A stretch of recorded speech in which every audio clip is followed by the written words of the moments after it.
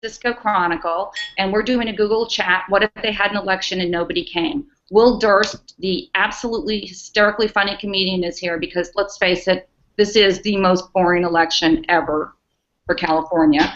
Carla Marinucci is here because she thinks it's wrong for me to call this a boring election. She thinks it's fascinating. And John Wildermuth, we call him the encyclopedia. He's here just to keep us on the ground here. So before we go to Will, I've got a quick question for all you folks out there, and that is, I call this a homework election, but I don't think everyone did their homework, because in June, over 380,000 Californians voted for Leland Yee. Secretary of State, he's under indictment, he had dropped out of the race by then. So if anybody out there voted for Leland Yee, can you please join us and tell us why? That's just something I want to know. And I'm going to shoot this to you. We'll start with Durst. Is there a single incumbent who you think won't win? No. It's hard to tell. What is the turnout going to be? Who's going to turn out? In California, there's nothing. I've been in Colorado, I've been in Texas, I've been in Wisconsin. They're being bombarded, and there's a lot of talk and buzz on the street. And you know, if we had a marijuana initiative on the ballot, then you get people to come, not in 5 days, 5 to 10 days. Then it could be the most boring election, and a lot of people wouldn't even know. Oh, come on, now wait a minute. The people out there are getting all this stuff in their mail. Please. The elections matter, and no, we don't have a pot initiative, but boy, do you want to have villains like this take over your government? That's what's at stake at this election. I think he's going to win. I think Marshall Tuck is going to win because everybody in San Francisco thinks that he's the guy who wrote the song that Madison Bumgarner comes out to, Fire on the Mountain. It's actually Marshall Tucker, but I think he's going to get like a residual kind of, because people go, oh, Marshall Tucker. I bet he wins. Actually, if you're really talking about an incumbent that is in danger, it'd be Tom Torlakson more than anybody else, probably more than anybody else on the statewide ballot at least. The poll yesterday, the field poll, had him tied. But to talk about who's going to come, they're tied at 28-28, 44% undecided. And I mean, if you're undecided 5 or 6 or 7 days before the election, what's going to change your mind? And I think this could be one where the teachers union really comes out, and on the one hand you'd think, okay, undecideds will probably go for the challenger, not the incumbent, because they're obviously not real happy with the incumbent. On the other hand, the organization could win this. Well, it may be, and Will, I want to hear your thoughts on this. I mean, isn't this the money election this year? This is the year when the billionaires put in money. Sean Parker, for goodness sake. I mean, Tom Steyer. You had all these groups putting in money on independent expenditures. Doesn't this turn people off? Isn't that what we're looking at here? People are saying, hey, look, these are the guys who own the election, not me. I'm wondering if that's what's going on here. I think you're right. I think a lot of people, and also the campaigns are getting hip to this. Campaigns are, focusing on who's contributing to the other side. Like, you don't want the Koch brothers running things. You don't want Michael Bloomberg running things, and the candidates themselves and the issues. My favorite one, though, is the one against Prop 45 in California. That's the healthcare one, which would create a healthcare commissioner. And it's being run, pretty much all the insurance companies are donating money, and the ads are saying, you don't want special interests running things in California, and it's a special interest who are running the ads. That one makes me laugh. Now, I have to say, I think this is actually the pauper election, because the Republican for governor, Neil Kashkari, he was worth started $5 million. That's like a poor $140 million into the race of our own money 4 years ago. By the time this election, and he's already dumped, what, $3 million into this race? I think I want to have more in my 401k at the end of this election than Neil Kashkari has. I think we've all got to sort of debate the governor's race a little bit. boy, Jerry Brown, when you look at a guy who hasn't even campaigned, and here's Neil Kashkari, he sunk $162,000 into his final ad in Game 6 of the World Series when it was 10-0, and in the final hour, was it, John? I mean, Yeah. What was that? Durst. Well, I think that the Republican challenger for the California gubernatorial race, I think he's at a severe disadvantage because half of the populace can't pronounce his name. I think it helps when people know how to pronounce your name when you're running for governor. Call me wacky. Okay, do people know who he is? No. But when you look at it, I mean, that's why Jerry Brown, the name Neil Kashkari never passed his lips, except vaguely during the debate. I mean, why should he even mention that there's an election going on when, if nobody thinks any different, he just comes back in 4 more years, yay. Well, you know, you have to meditate. Deborah, if you have to give Neil Kashkari some credit, I'm sorry if I interrupted you, but I mean, we're going to need to give him credit. He did try to change the dialogue, didn't he, for the Republican Party? He's pro-gay marriage. He's well, he's not pro-pot, but the fact is that he has a little bit different profile than many of these candidates out there. He wasn't Tim Donnelly, a Tea Party guy. So maybe for the future, that's a little bit of investment. I don't know. What's your thoughts? You're the token conservative here. I sure am. So as a Republican, I'm really grateful to Neil Kashkari because he didn't embarrass us. And I'm sorry, I've seen all these Republican candidates. He didn't have an illegal nanny. He wasn't considered the guy who was trying to buy the election. So I mean, the GOP brand is going to come out of this race untarnished, and I really appreciate Neil Kashkari for that. I mean, the worst thing he did was play lifeguard in a TV ad. Where he was. What's going to happen from the Republicans on the conservative side that said, see, you ran your guy and he got trampled? What does that show? We'd rather we'd rather have our guy up saying what we have and still get trampled, at least following what we think is right. The moral purity clause. Yeah, exactly that. Which is probably what they're doing in 2016.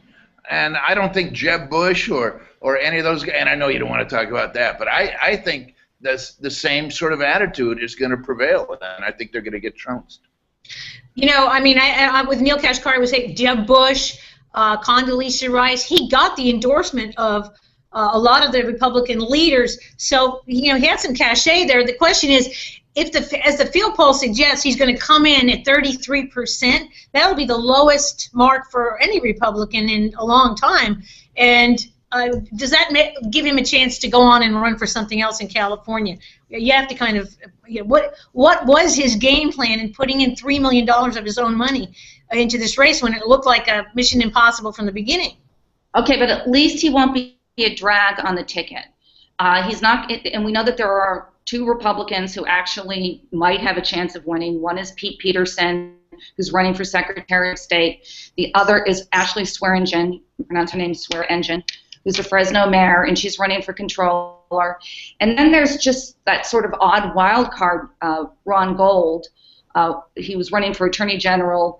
Kamala Harris, the incumbent, is opposed to marijuana legalization. Ron Gold not only supports it, but he likes to tell people that his nickname is Acapulco Gold now. So at any rate, Republican is for legalized pot. Yeah, less government. Less government. It's California, wacky state, isn't it? I mean, really. Take the money, yeah. So teacher tenure is another big issue in this election. You know, this issue of the Vergara decision, that's one where the governor's race, the Republican Kashkari really tried to make an issue of it. And you have to wonder how much really is it resonating with people out there? Do they in their daily lives think about this issue? I think teacher tenure does matter to people who have kids in schools, but so do keeping good teachers. I've sat in on discussions with a lot of voters, and I don't think this is the top of mind issue to a lot of them. But you know, I think it was a good shot for Kashgar to try to make some discussion out of this. The problem is Jerry Brown just won't debate on anything. Right, John? Well, I'm not, again, this is more of an issue in the state superintendent of public instruction. I mean, that's where people actually think about it, and you have two candidates with very different views. I also agree with you, Carla. I don't know how much real people are concerned about this, but I guarantee you the teachers union is real concerned about it, which is one reason they're pumping so much money into Torlikson's campaign. Yeah. Okay, another big issue is the soda tax, which San Francisco will vote on. Will San Francisco become... San Francisco and Berkeley. And Berkeley as well. Thank you, John. So will San Francisco and Berkeley become the first places to pass a nanny state law that tells people how to live or not? I think they will. I think San Francisco will. I don't know if they will in Berkeley, but I think because San Francisco loves being on the cutting edge. Oh, you can't have shopping bags. Oh, you can't have Happy Meals. Oh, you can't have a circumcision. You know, I mean, in San Francisco, we'll tell you how to live. Damn it! If you want to live in this theme park, you got to pay the admission. You can have a circumcision, but you have to be an adult. Now, hold, let me just present the other side here. There is this feeling that, you know, voters will end up paying one way or the other if kids are unhealthy, obese, end up in the emergency room, etc. This is a hefty tax, no doubt about it. I like that. Hefty tax. Good. But and Berkeley's is much smaller. It's 2 cents per ounce in San Francisco, which is going to add a lot to any can of soda. The question, and you're right, Will. San Francisco would be the first city in the country to do this. I don't know. This one is one where both sides have thrown money into this, especially the retailers, etc. They're saying this is going to hurt small business. I don't know. What about that aspect of it? I think it'll be less about the actual cost. I mean, sure, you see it's going to be more expensive than about the very idea of it.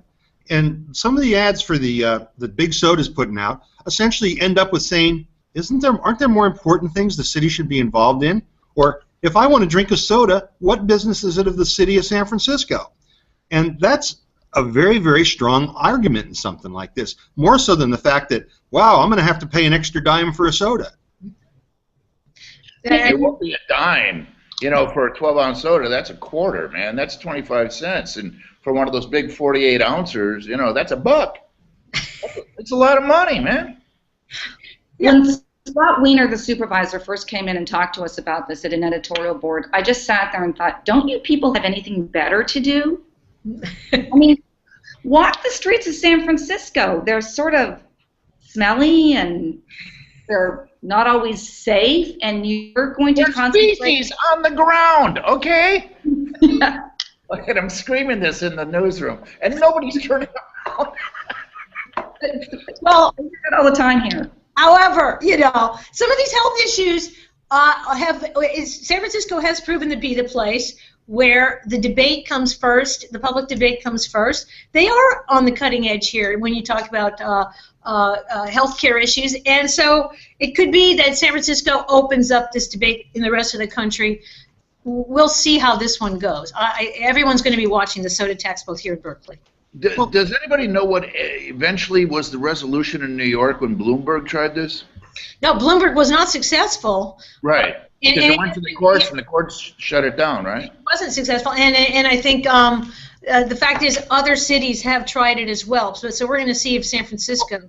I think the whole nanny state question is important because people are willing to accept things like when you had to put up the calorie count in fast food restaurants, or even when you put GMO packaging information, because what that does is provides more information for people who can then make their own decisions.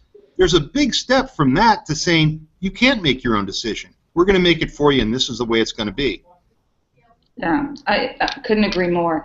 And then there's another issue that's going to be on the ballot this year, and that is whether or not we're going to mandate that drug testing for doctors. Huge money. This one is going to be also watched. This would make California the first state in the nation to drug test doctors. I have sat in on a number of voters and watched them debate this on the ballot, and boy, a lot of people really don't like doctors. And those ads that show, I love that ad that shows the doctor bellying up to the bar with the stethoscope on and the pager as he downs, a couple of straight vodka shots. This one is, I think, by putting the drug testing of doctors on, along with the raising the pain and suffering cap from $250,000, the trial lawyers have really sort of upped the ante on this one, and I think the doctor issue is the center of the debate for a lot of people now. Well, this is a total example of, the way people focus group stuff like that.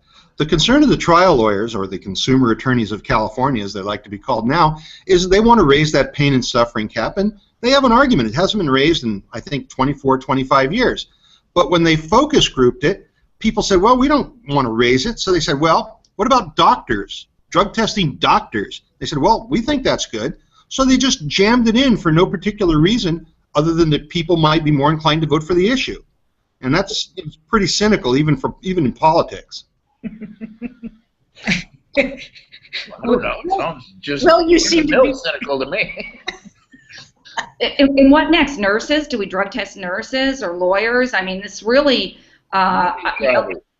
Just stay away from newspaper reporters. That would pass. That Uber measure. drivers. or comedians. Comedians. There we go. Oh no. Oh no. That would be wrong. So, you guys can you think of any races where an incumbent, any other races where an incumbent isn't going to win, like maybe in Congress?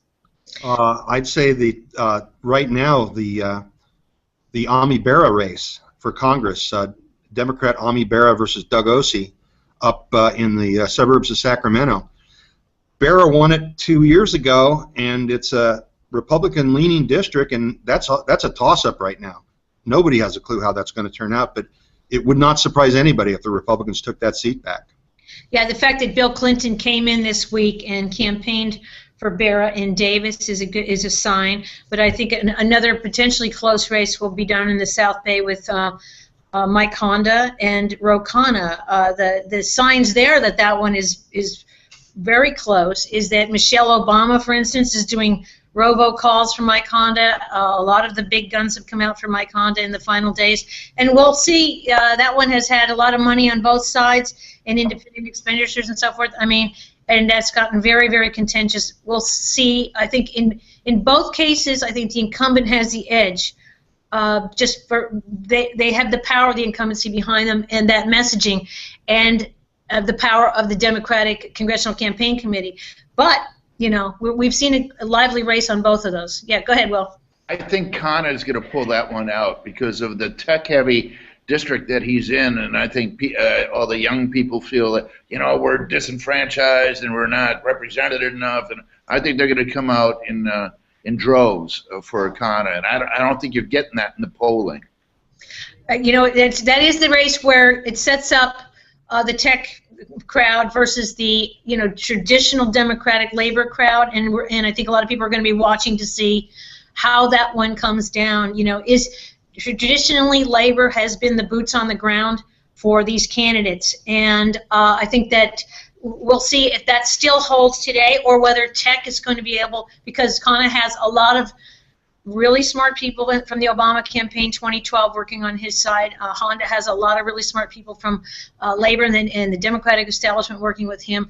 So both sides have, this is a real battle royale down there, and I think, yeah. All in. It's also an example of what the top two is doing. I mean, they're both Democrats down there. If it had been the traditional way we ran things, Honda won by 20 points in the primary, game over. But now the Republicans and the decline to states matter, and you're seeing Khanna make a real play for those guys, saying, I'm more in your field than Honda is. I got more of the center. I got more. If you want anybody, you're going to vote for somebody, you got to vote for me. And that's exactly what Top 2 was designed to do in California. It's a good point, because there's over 20 races in California, more than 20 races that are Republican on Republican or Democrat on Democrat, and we're just beginning to see the effects of the top 2 primary and how it's changing. It's changed the strategy, it's changed the money and how it's spent. It's changed a lot in terms of the way these races are run, and we're just beginning to see that this time around. Those two, another race is Tom McClintock out in the central part of California, one of the most conservative guys in Congress, and who's been in the public sector for years, and now he's facing a real challenge from Art Moore. And he's one of the congressmen who supported the government shutdown last time. Yosemite Park's in his district, and a lot of the folks that worked in that park, were out of pocket when the government was shut down.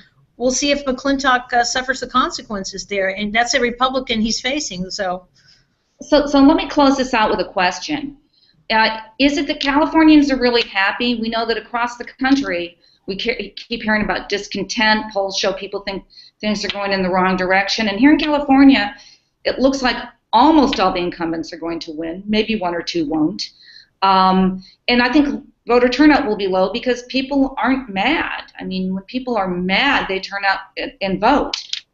So what do you guys think? And we'll let Durst close it out. So Carla, John?